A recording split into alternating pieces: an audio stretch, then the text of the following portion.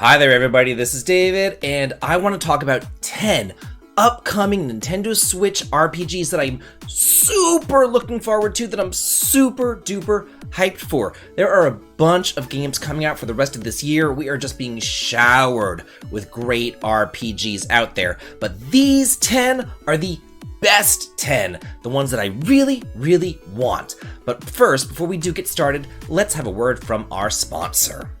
Today's video is sponsored by Rune Factory 3 Special in collaboration with Xseed and Daredrop, which is available now for the Nintendo Switch and PC via Steam. Here, you bridge the divide of an ancient schism between humans and monsters as a half-human, half-woolly protagonist, Micah. Farm, fight, and fall in love as you revisit a classic in the series that perfected the blend of an RPG and life sim genres. Settle down in an idyllic fantasy town as a young adventurer with a monstrous secret in Rune Factory 3 Special, remastered now for a new generation. So, if you're as excited about this as I am, please be sure to use the link located in the video description and pinned comment to get your own awesome Golden Memories Collector's Edition. And now with that, let's get on to the top 10 best upcoming Switch RPGs. First up in release order, we have Pokemon Scarlet and Violet, the hidden treasure of Area Zero. Here we actually have two games in one. Kind of, I guess. Well, not really, since you need the base game anyway. Anyway, for those of you out of the loop, this is the much anticipated DLC expansions for Pokemon Scarlet and Violet. The first one up is the Teal Mask, releasing tomorrow. And here, you'll explore the land of Kitakami, with its new locales, new Pokemons, and new mysteries.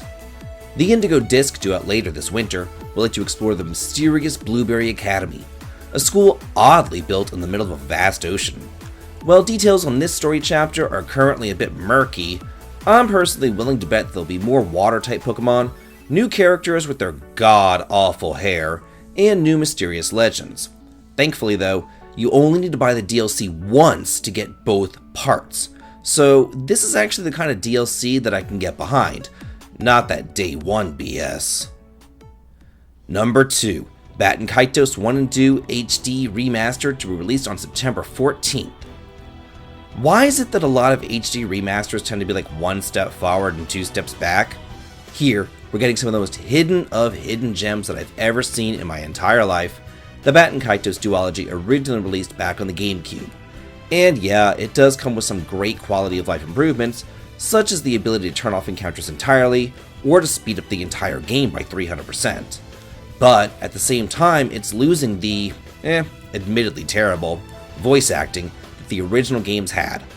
I don't know, something about early 2000s games and their god-awful voice acting is just kind of like charming to me, and I know that I will personally miss it. But I still cannot wait to play through these two masterpieces again. Number 3. The Legend of Nioh Boundless Trails, releasing September 19th. I love a good action RPG, especially whenever they're beautiful, whimsical, and chock full of fun.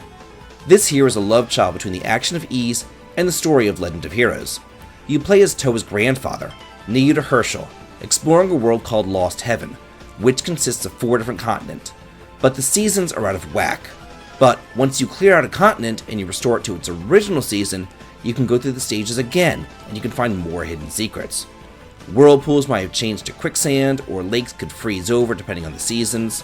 There are tons of objectives to accomplish in each stage, which keeps the game fresh, and I can't wait for this remaster. Number 4. Infinity Strash Dragon Quest: The Adventure of Dai, releasing September 28th. Okay, I'll admit it, I am guilty. I still haven't watched this anime, and I probably never will.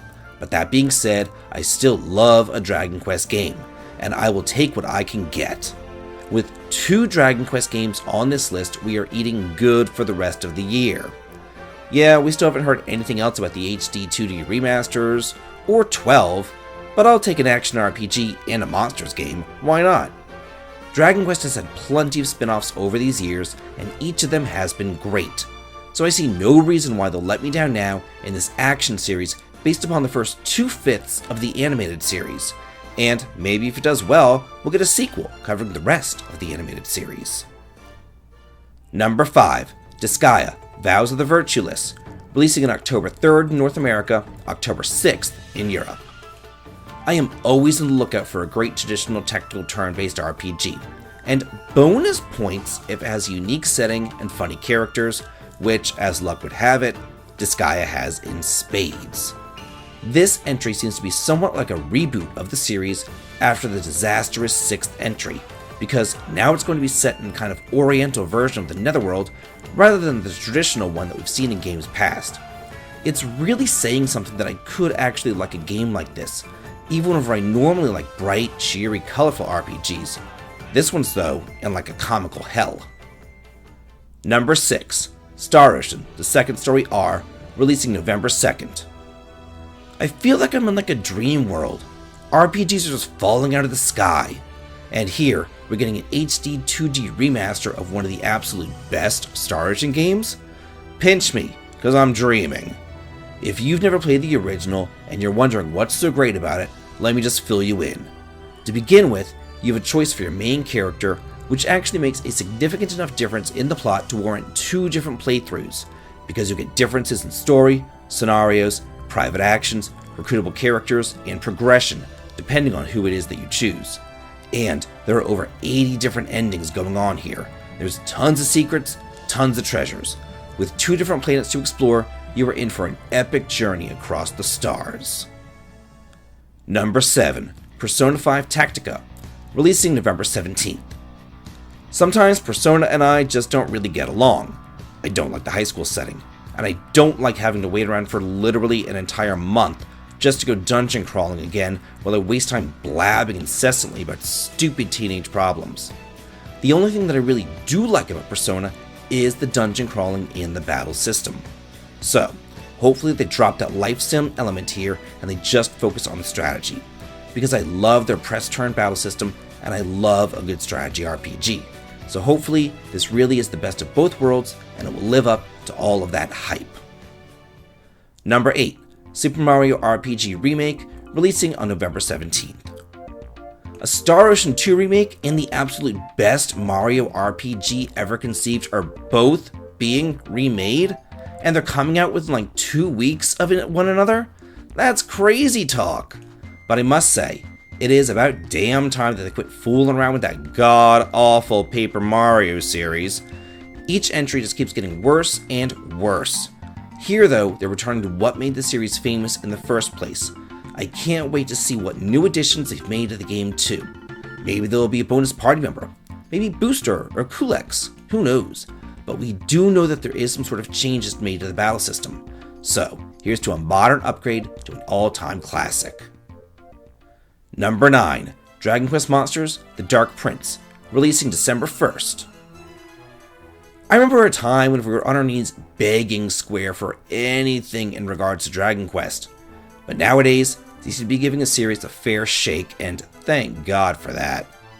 I originally played the very first Dragon Quest Monsters game back on the Game Boy Color whenever I was in high school, and it's been a minute since we've gotten a true Monsters game.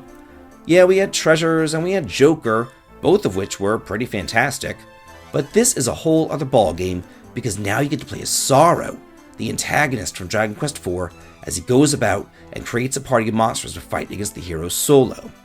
Let's just hope that both Dragon Quest games sell well so that Square decides to release Dragon Quest X here too.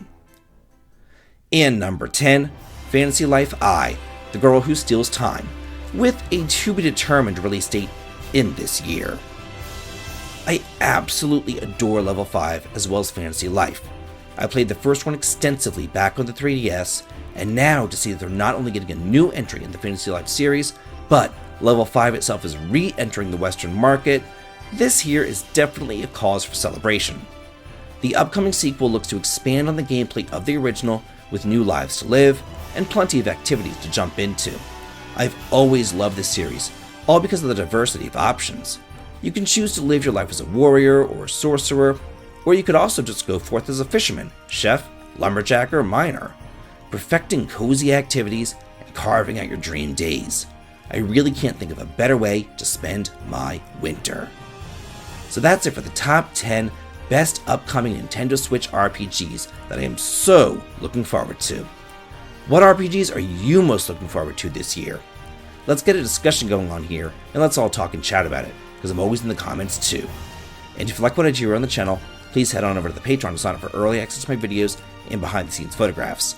The link to it's over in the video description. And as always, please like, comment, and subscribe, and have a good day.